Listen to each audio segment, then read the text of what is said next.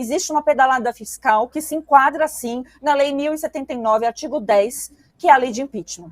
E quanto ao programa pé de meia, tudo bem, talvez o cara fique com a meia no pé, mas sem sapato, né? Ou sapato tamanho único, que nem a União Soviética.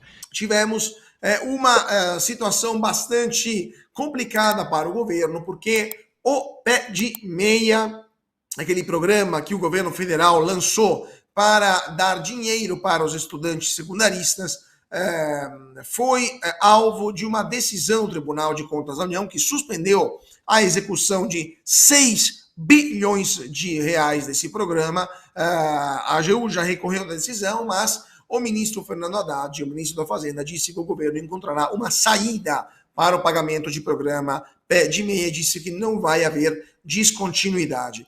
Jorge Serrão, na semana a gente comentou sobre essa decisão do TCU, esse pé de meia estava sendo administrado de forma muito opaca, e o que você acha que vai acontecer? O governo vai dar um jeitinho ou vai ter que mudar algo no programa, senão o TCU não vai liberar? Vai ter que dar um jeitinho, só que tem um problema aí concreto. O Tribunal de Contas da União cancelou esse programa por unanimidade e confirmou que houve pedalada fiscal. Utilizou-se a grana de um fundo privado que é gerido pelo Banco do Brasil e que tem um custo administrativo absurdo de 45 milhões o custo administrativo, e essa grana não poderia ter sido usada como foi. Então pegou-se a grana desse fundo que se destinava ao financiamento estudantil e jogou para bancar o pé de meia, que é uma demagogia total do governo Lula para tentar cooptar o jovem estudante, trazendo ele desde novinho para o lado do PT. O PT bonzinho, que dá duzentinho para o jovem carente gastar à vontade, né? Dizendo que aquilo é uma poupança que está sendo feita para esse jovem. Uma canalice total com a educação. Imagina, você já gerar a consciência de que o cara, para estudar, ele tem que levar uma graninha do governo para estudar, como se estudar não fosse uma obrigação ou até uma virtude de qualidade que alguém precisa para vencer na vida. Então, o PT sempre dando o péssimo exemplo, sempre praticando a corrupção estrutural psicológica. Que é isso, na hora que você está dando uma grana para o jovem, você está forçando a barra dele a aceitar o dinheirinho para, né, justificar por que ele está estudando naquela escola pública sem qualidade, que o PT ajuda a patrocinar, que o PT não tem interesse que você tenha liberdade. O mesmo Lula que está aí dando a merrequinha do pé de meia é o mesmo presidente da República que está impedindo você, jovem, de ter a liberdade de ter seu telefone celular na escola. Essa lei que foi aprovada no Brasil impedindo o celular, ela é estúpida, totalmente estúpida. Não tinha que ter lei para isso. É a comunidade escolar que tinha que debater internamente e o professor em sala de aula, soberanamente, junto com os alunos, decidir como se usa o telefone, como aquele aparelho celular ou afim vai ser usado na escola. Quando você vem com proibição, você optou por mais uma medida woke, mais uma medida que gera divisão, vai gerar conflito na escola. Então, em vez de estudar, o pessoal vai ficar preocupado em receber o dinheirinho do pé de meia. Em vez de estudar, o pessoal vai ficar focado em recuperar o telefone celular ou saber onde vai guardar o telefone celular antes da aula. Nota -13 para tanta canalice desse governo do PT. Fabi Barroso, sua opinião sobre esse programa pé de meia, suspenso pelo TCU, porque o governo não passou pelo Congresso também para decidir esse tipo de gasto. Bem interessante, porque esse tipo de premiação, né, de premiar o estudante com dinheiro para que ele faça o que ele tem que fazer, que é estudar, é o mesmo pensamento, ou pelo menos parece que tiraram da mesma caixinha, na mesma prateleira, que o pessoal depois, quando vai parar lá na penitenciária, para progredir de regime, tem que ter bom comportamento. Então, assim, parece coisa boba, mas não é. Mas o Serrão pegou um gancho aqui, que vamos dar uma explicada melhor só nessa parte. Afetou o FIES, né, que é o financiamento estudantil. Então, aonde realmente até importaria, né, que é subsidiar, eu tenho minhas dúvidas, mas tá bom. FIES existe e eu conheço muita gente que utilizou. Em detrimento de uma coisa pela outra. E não existe dúvida. Né? Quiseram até dizer que o pessoal lá do TCU, o cara que julgou, cara não, desculpa, né? Mas lá ele é bolsonarista, não é. Não é bolsonarista, foi unânime, existe uma pedalada fiscal que se enquadra, sim, na Lei 1079, artigo 10, que é a lei de impeachment. E o AGU ele pode recorrer, mas não terá como o próprio Haddad acabar não dizendo que isso não foi uma pedalada fiscal, porque está concretizada a pedalada. A lei brasileira, desde que houve outra pedalada, lá também da conhecida Dilma, que pedalou bicicleta, mas pedalou também no orçamento, é exigido que todo orçamento público tenha previsibilidade. E vamos lançar um programa aqui, vamos ajudar os jovens, né? Que no fundo é pura doutrinação, que é para chamar para si, como disse o meu amigo Serrão. E aí eles acabam fazendo isso sem previsibilidade. Só que, eu quero só fazer um paralelo. Esse mesmo tipo de comportamento nós tivemos, por exemplo, quando havia necessidade do parcelamento dos precatórios. E ali, o que aconteceu? O STF deu não sei quantas horas, talvez 24, talvez 72, agora eu não me recordo, para o Paulo Guedes explicar, né, por quê, como, onde. Então, no governo Bolsonaro, a gente viu várias medidas sendo pedido de explicação já direto no Supremo por conta da previsibilidade, que não tinha previsibilidade orçamentária. O que aconteceu com os ministros do Supremo? Que agora não estão preocupados com o orçamento público? O que será que aconteceu com ele, gente? Né? Nossa, né? Diferente isso. Deixo a resposta para vocês. Eu deixo a resposta para o Rodrigo Constantino. O que está acontecendo lá em Brasília? E será esse o primeiro caso de embate entre o judiciário e o governo, que precisa da ajuda dos juízes para se manter no poder? Pouco a acrescentar, né? Que briguem, eu torço pela briga. De vez em quando, até o TCU faz um pouquinho do seu trabalho, né? O problema do Brasil é que as instituições estão quase todas muito aparelhadas, então eles fazem vista grossa para o que é o PT em essência, que é isso, né? E quanto ao programa pé de meia, tudo bem, talvez o cara fique com a meia no pé, mas sem sapato, né? Ou sapato tamanho único, que nem a União Soviética. Me diz um programa de governo do PT voltado para essas causas sociais que deu certo para valer. O Bolsa Família era uma junção lá dos tucanos e tudo que eles reemendaram.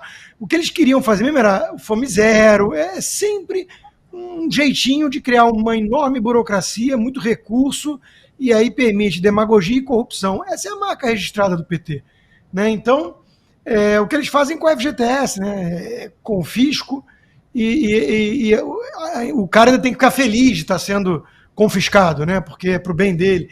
Então tá tudo errado nesses programas de governo, na mentalidade do PT, uma mentalidade de tutela paternalista, que o Estado é uma espécie de pai que vai cuidar dos jovens, dos pobres, dos trabalhadores. Tudo balela, tudo balela. Tem gente que ainda acredita nisso. Talvez seja gente esperando chuva de picanha e recebendo troca laranja porque tá cara. É o resumo do dia.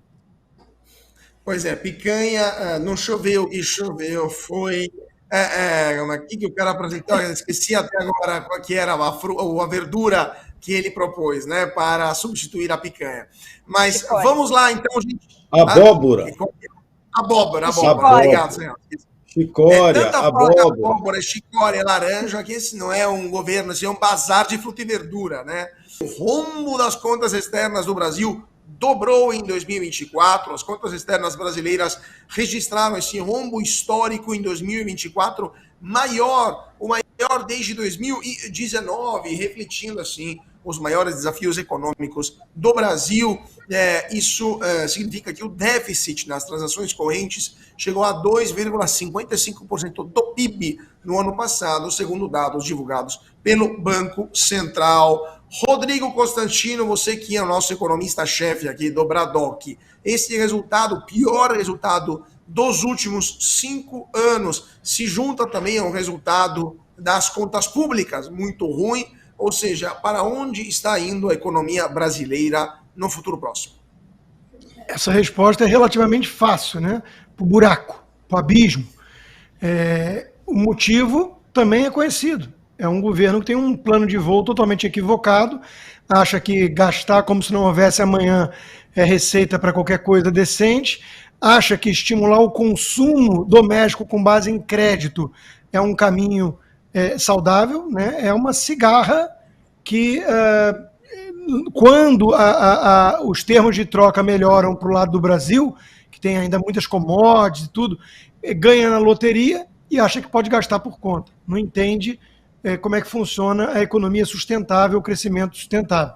Então, de novo, nada novo sob o sol aqui. É tudo que a gente já conhece. As contas externas do Brasil têm muito a ver com isso também. O Brasil é um país que ficou relativamente parado no tempo. Eu defendo as vantagens comparativas, Adam Smith, David Ricardo e tudo.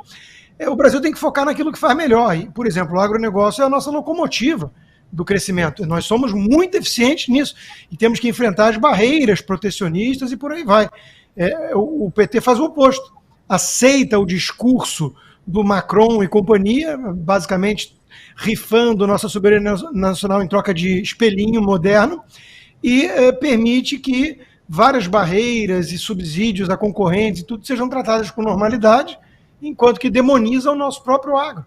Então, de novo, está tudo errado. A gente precisa de um programa inteiro para falar o que está errado. O que mais preocupa os economistas hoje em dia, sem dúvida, é a parte doméstica, mais do que a parte externa.